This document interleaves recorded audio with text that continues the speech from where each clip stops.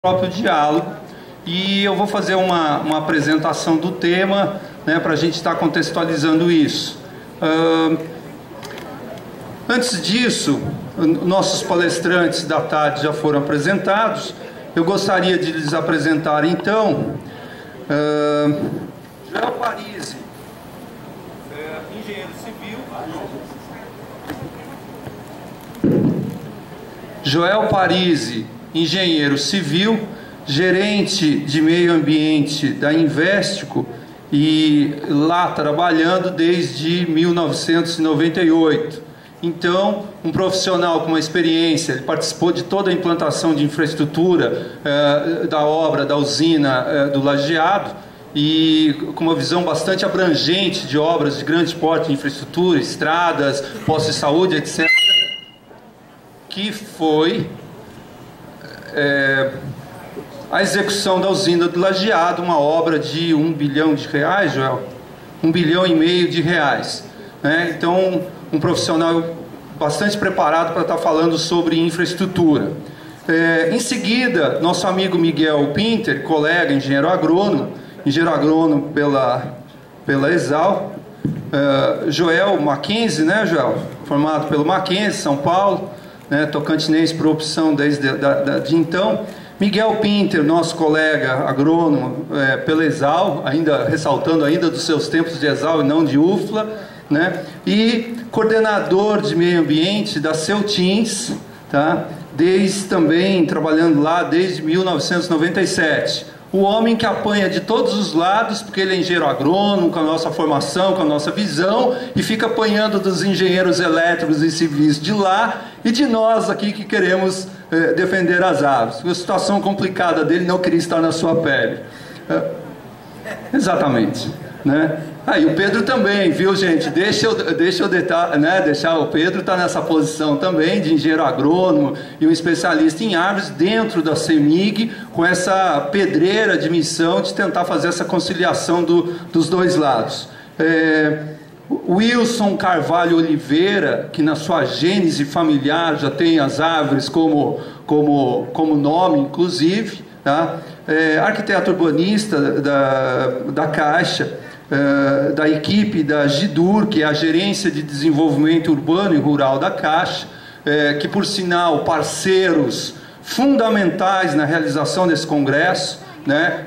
Como eu costumo dizer, são pessoas árvores que vão contaminando as instituições pelas quais nós temos que brigar para estar incorporando nessa instituição a arborização urbana como política pública. E eu tive a felicidade de encontrar um trio que foi fundamental na organização desse congresso por uma série de questões políticas e técnicas, me deram muito apoio, que foi o triozinho, Wilson, Giannini e Francisco, que é o nosso palestrante de amanhã, né, que é o chefe dessa equipe, e eles foram decisivos, né, como pessoas nesse processo de organização do evento, e foram decisivos naquilo que a gente está tentando, né, transformar num acolhimento da nossa causa pela Caixa Econômica Federal, né? Eles estão contaminados pela causa, né? Eu consegui dizer, o Evercino já está contaminado dentro da prefeitura, né? Outras coisas, e essa equipe está contaminada e contaminando outros da Associação Nacional dos Engenheiros e Arquitetos da Caixa Econômica Federal.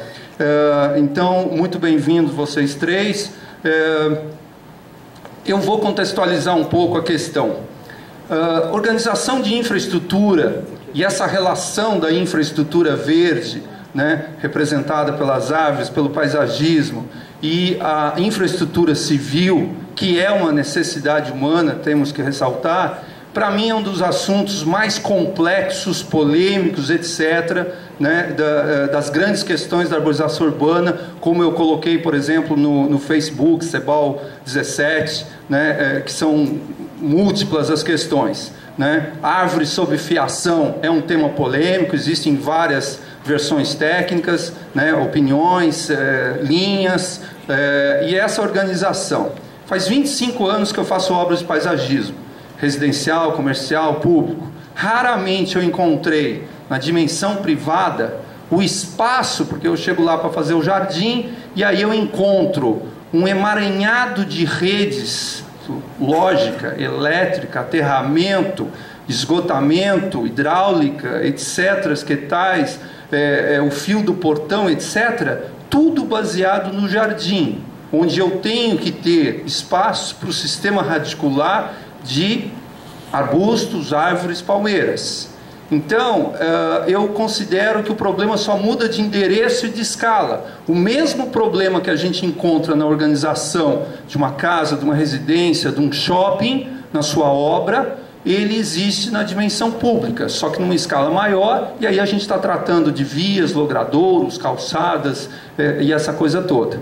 Eu fiz uma obra no Pará, onde a obra que eu tinha, de jardim, para a W Torre, a obra que eu tinha que fazer de jardim estava tomada como canteiro e já pressionado pela diretoria, que eu tinha que fazer a obra com 400 milímetros de chuva e todo o telhado com estrutura de aço em cima do jardim que eu tinha que plantar, e escutando do diretor de São Paulo que eu tinha que fazer o jardim.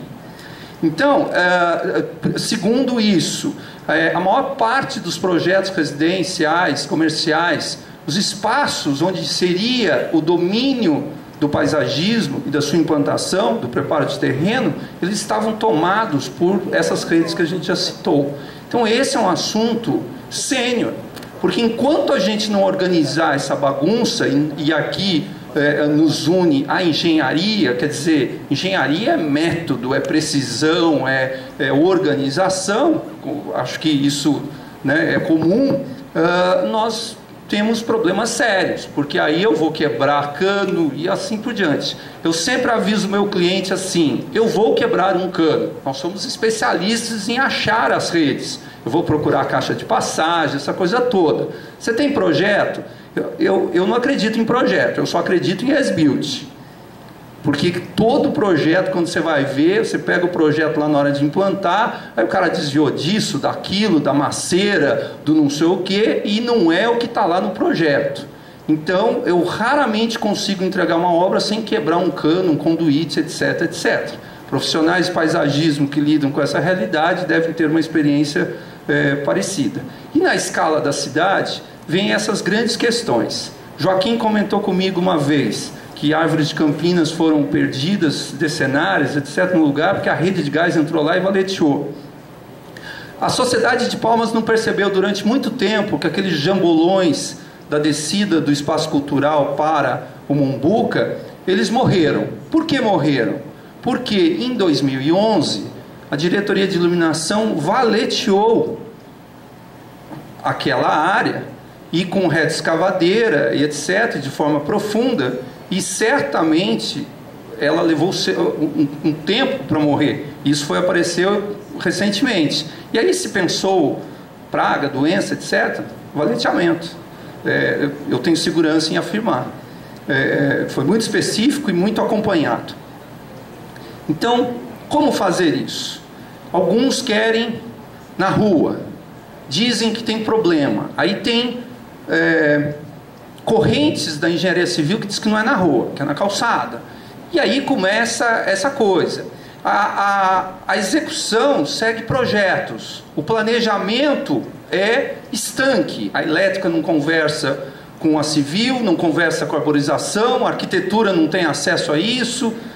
Esse, eu acho, que o contexto inicial do qual nós estamos trazendo. Palmas, ao rodar com vários palestrantes, tem o privilégio do seu desenho urbano de ter faixas de calçada em boa parte das avenidas, que são um privilégio raro nesse país. 10 metros, 8 metros, onde a gente pode fugir desse conflito, né, tirando a árvore de sob a rede. Canteiros centrais largos, né? Aí existem teses. Quais as correntes?